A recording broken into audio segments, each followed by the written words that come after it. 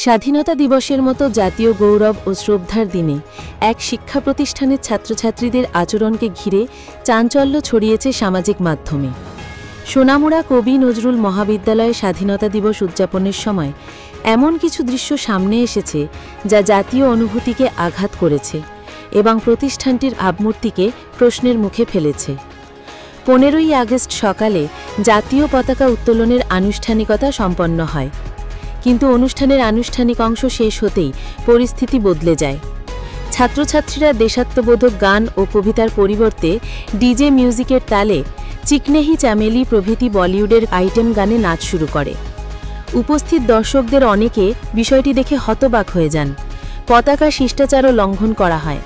পতাকা উত্তোলনের পর তার সম্মান রক্ষা না করে অনুষ্ঠানস্থলে অশোভন গান বাজানো এবং নাচের মাধ্যমে জাতীয় দিবসের মর্যাদা খর্ব করা হয়। অনুষ্ঠানের ভিডিও দ্রুত সোশ্যাল মিডিয়ায় ছড়িয়ে পড়ে।